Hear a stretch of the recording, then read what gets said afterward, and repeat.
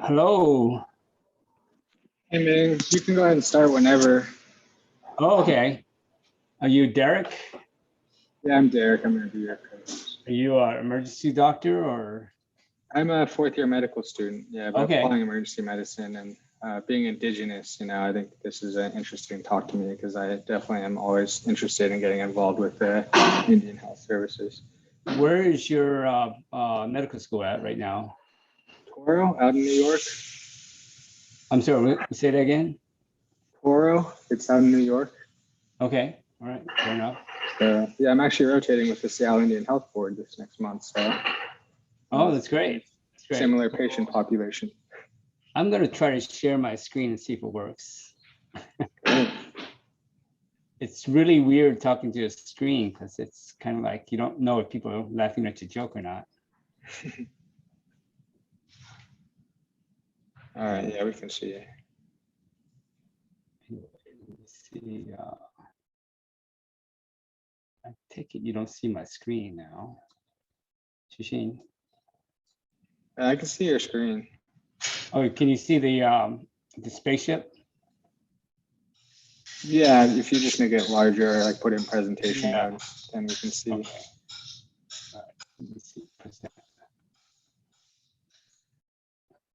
There we go. Now you and you can see me, and I can keep going. Anyway, so Health service to me is the last frontier. Yeah. Okay, So the hospitals are in need of modernization. This is practice and equipment. As ABEM providers, you will have an opportunity to pave a path for future ABEM providers. So one of the things we don't have a whole lot of in the Indian Health Service, believe it or not, especially in the Great Plains, is ABEM doctors. And so if you go into emergency medicine, this is something we really value. And in fact, emergency medicine is probably the biggest part of most of our hospitals because we don't really have a lot of specialists. We don't have GI doctors. I mean, the only specialists we have is some pediatricians sometimes. And then sometimes we have some internal medicine or family practice doctor. But the emergency medicine is probably 40, 50% of the business in these reservation hospitals. And I don't know which tribe you have association with, but the Great Plains is like, when you drive through the Great Plains, you're driving through a national park. It's enormous, it's untouched, and that's what I really love about the Great Plains is it's just amazing how remote these places are, and the indigenous population want to leave it like that. They don't want to develop it, and so they leave it like that. And a lot of times they have buffaloes and horses roaming around in all this land, so it's really beautiful. When you think about the Great West, the Lakotas are the most prominent ones I think about, and these guys are built like soldiers. When you think of the movie Avatar, you're thinking about the typical Lakota men because they're usually about 6'5" and they're really, really fit. If you go to the gym, you'll see them lifting a lot of weight, and some of them are pretty skinny, but they can lift a lot of weight. Lakota females, I know, they're pretty scrappy too. They ride horses, they hunt. They're just amazing, tough people. I've seen 3 hemoglobins of 3, 3 bicarbs of 3, and these people still survive. They're just amazing, tough people. I've seen people walk 20 miles to get the sutures taken out. Hospitals really vary. Some are pretty outdated, built in the 1970s. You can see the paneling, just kind of duct tape that we put up, and some are pretty new. But we have some pretty modern equipment, but we have a lot of equipment we need to supply. Things like sometimes you can't find a urinal, sometimes you can't find bed sheets or pillows. So if you want to help the indigenous population, you really have a couple of choices. This is kind of interesting. And Run to the Reservation, Rosebud, Johnny Cash came to play. And he came to play, he was going to charge $5, but then he realized how poor the people were. So he did it for free. And then he gave another concert after that too. So he came twice, all for free. anyway, so your one option is to be a contract worker, but when you work as a contract worker, you're kind of working. Sometimes they're kind of a corporate medical group that runs them, so you don't have a lot of guarantee in your shifts. You may get laid off at any point. You may the contract may expire, so it's not guaranteed. It's not something I would recommend for long term. But if you want a lot of flexibility and just make some cash at the same time, contract work's the way to go, and I could certainly direct you to the right place. Some of the hospitals are actually run by the tribe, and it's similar to the IHS. There's a lot more job security, I think, with these. The hours are guaranteed. You're actually hired by the tribe as opposed to the government. But generally, I work with the IHS. We have great benefits. There's a lot of job security. You could speak up for the safety of your patients and not be fired because you're offered due process. The problem with the IHS is we're still trying to figure this out. They're working on the 9 to 5 payroll, so it's the schedule is kind of fixed. I mean, just to give you an example, you might work 1 week on, 1 week off, 1 week on, 1 week off, and it's hard to trade shifts. So that makes it difficult for us to recruit physicians, but we're trying to change that.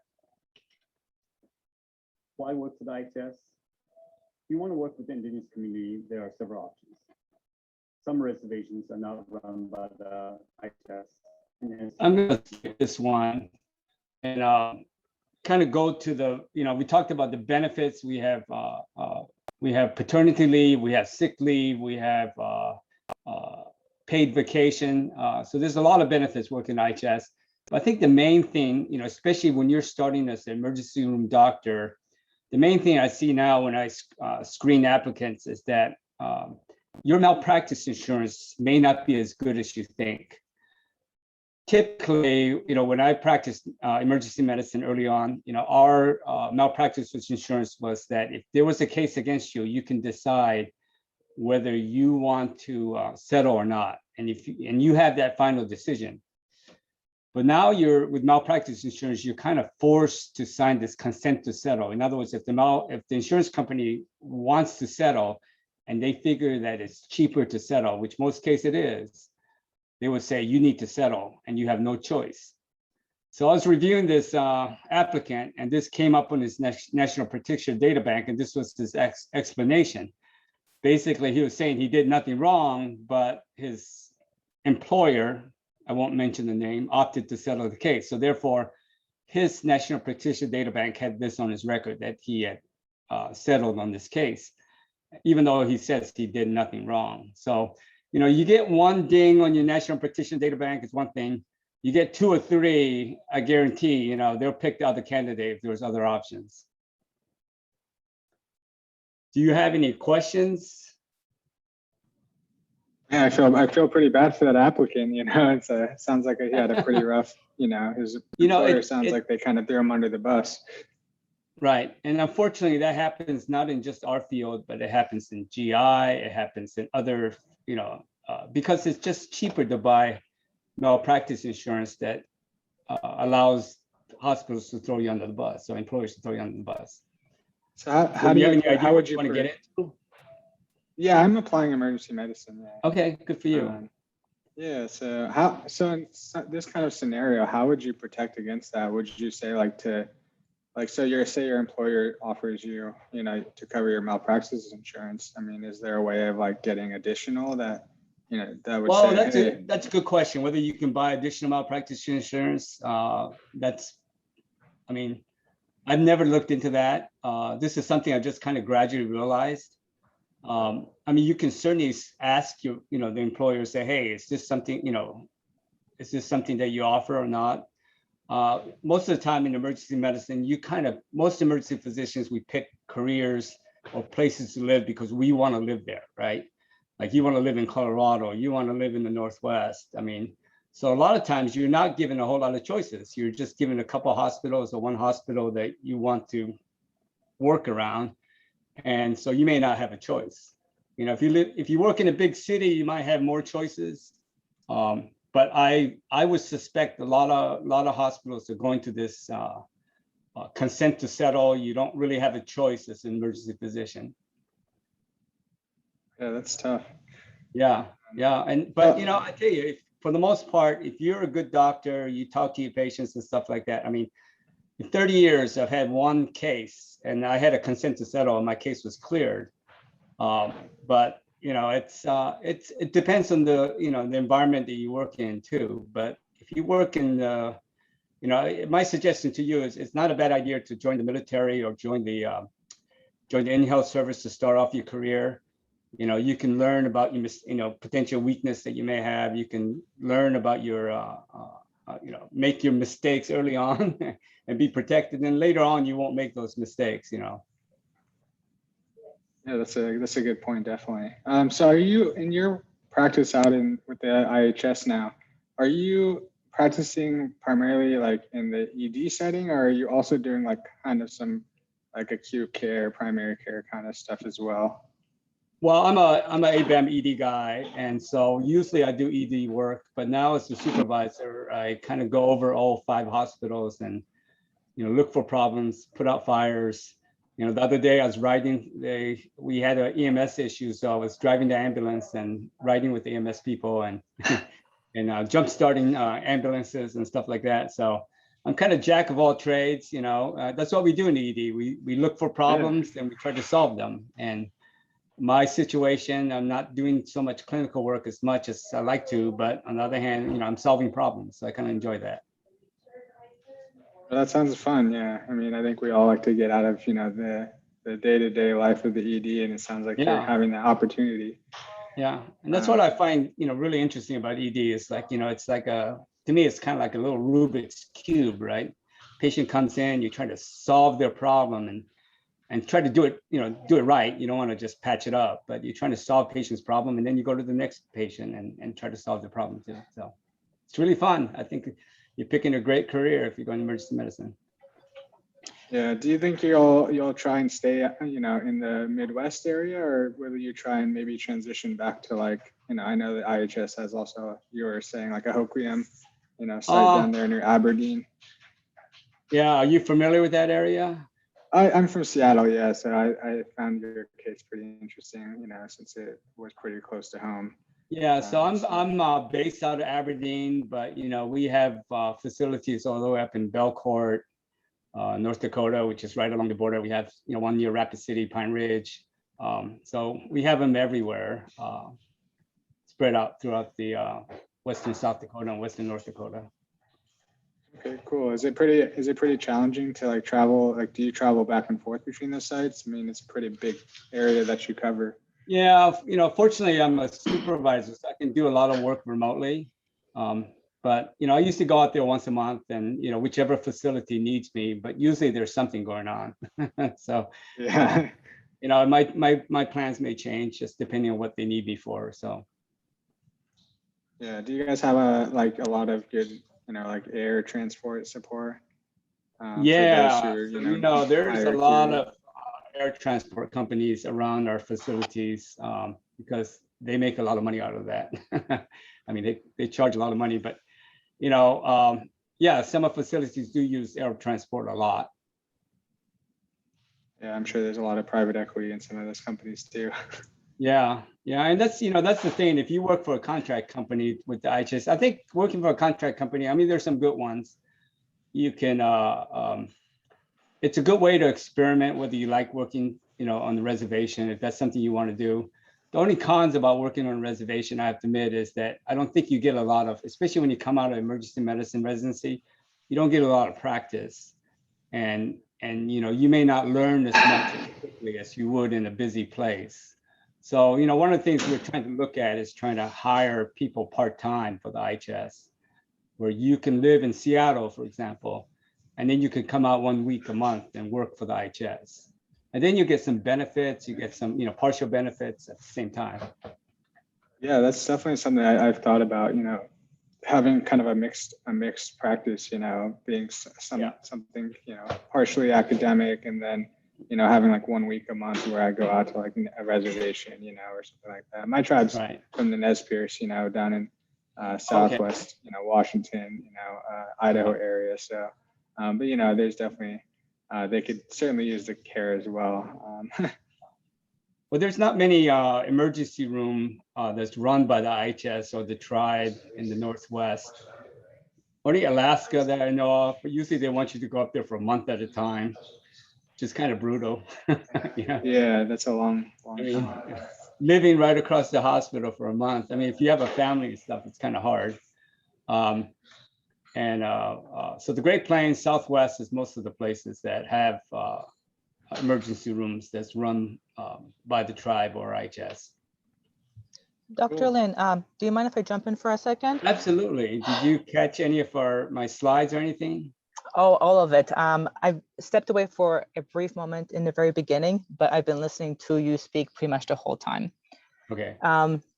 So you have answered a lot of my questions during this conversation so far and during your presentation, but I am a 6 years post-residency ED physician who's been practicing in Alaska. So I do have some experience with Oh, great. the You can tell me Native more about American Alaska. with the Native American population, but more towards the south. And I was actually interested in the opportunities that you have described, but you said that the part-time option is not currently available. Is that correct?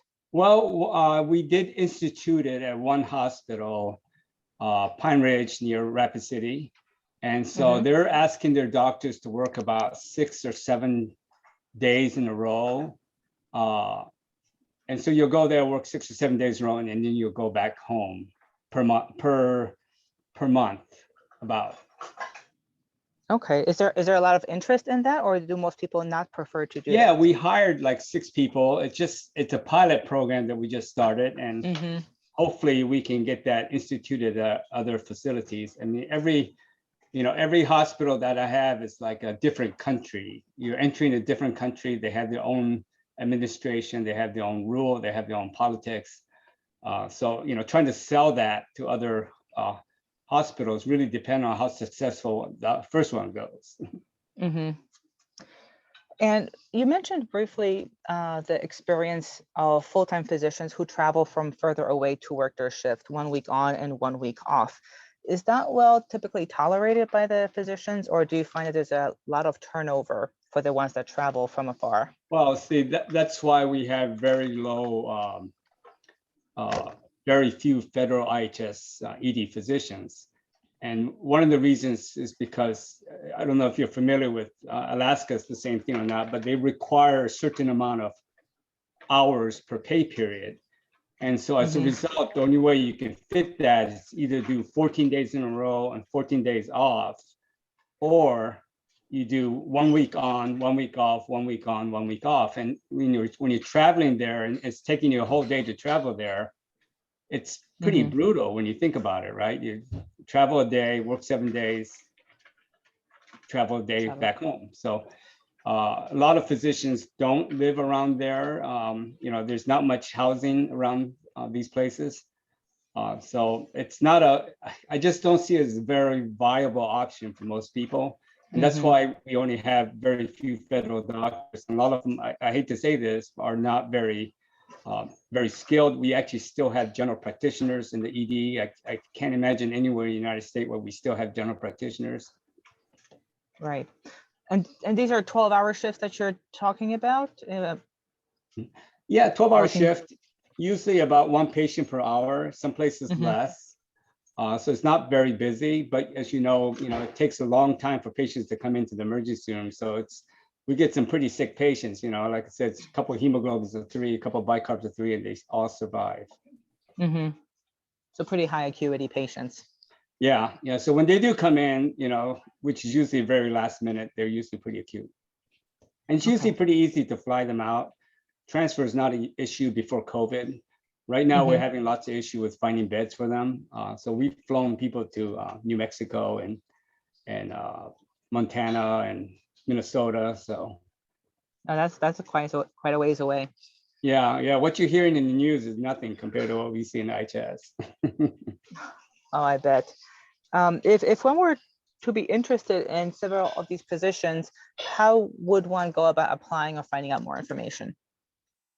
I'm sorry, can you say that? Applying for what? If a person was interested in working for the Indian Native Service, how would one apply or look to get more information? I'll give it to you right now. There you go. Ming.Lin@ihs.gov. Okay. And if you're like, I have contacts with a lot of people in the Southwest. I don't have people in Alaska that I know, but if you want to work in the Southwest, I can certainly send you to the right people there. But I mainly deal with the Great Plains, and Mhm. my Right. my Well, personal feeling is that you should come work for the Great Plains. I've worked in Alaska for the past 6 years, but now I'm moving back to the East Coast. So pretty much anything is on the table except for Alaska because it's just too far away.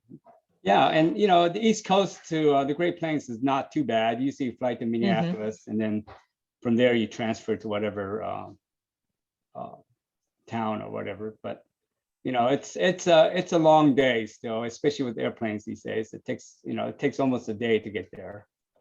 Mm-hmm. Okay. But it's rewarding, as you know.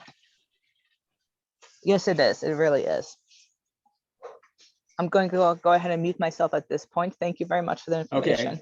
Nice meeting you, Anna. All right, Derek, any other questions? No, I didn't really have any other questions per se.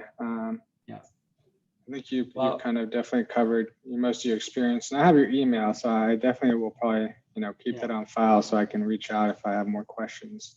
Well, I guarantee when you come out of emergency medicine, I guarantee we'll probably have a job for you. Yeah, no, I would love that. Like I said, maybe not anywhere else in the private world, but I guarantee the IHS, we always have position. Yeah, like I always love to give back to my people. Yep. So definitely would love that experience. I was actually looking at, for like, rotations, with IHS. I know they have some down in like the Zuni tribe area. But they really, I couldn't really find anything up in the Northwest Mid-Plains area, at least in terms of available for medical students. Right. So that would be something interesting to kind of see, in the future is, there's a lot more Native American students, going into medical school now than in the past. So kind of as a supervisor, maybe that's something you could consider incorporating, in the future. Yeah, kind of getting students I that could tell you experience. rotating as a medical student, with the IHS bureaucracy and government bureaucracy is kind of difficult. I mean, you got to submit a lot of paperwork and stuff like that. I'm not saying it's impossible, but one of the things we established is with University of Nebraska emergency medicine resident program. We've just kind of signed a contract where they're going to send their senior residents to do rotations. So that's something, as a resident, you could certainly look into doing rotation with IHS. I think would be a great way to kind of experience what it's like. Oh, that's awesome. Yeah, that's actually pretty cool. I know University of Utah has got a partnership too with another like tribal rotation. So yeah, University of Washington actually got one with Pine Ridge, but they haven't set anything up, but they do send like internal medicine people there. Oh, awesome. Yeah, I know they've got a lot of involvement across their entire WAMI region. So yeah, they have their foot in everywhere, it seems. So, all right. Well, thank you for your talk. I definitely appreciate it. And I think, that there's a lot of people that could benefit from hearing, your shared experience. And yeah. I'm definitely glad that you're back, back working and not up in Bellingham at that toxic site. No comment. All right. All right, No buddy. comment. Yeah, exactly. All right. Take care. All right. I'll close this out.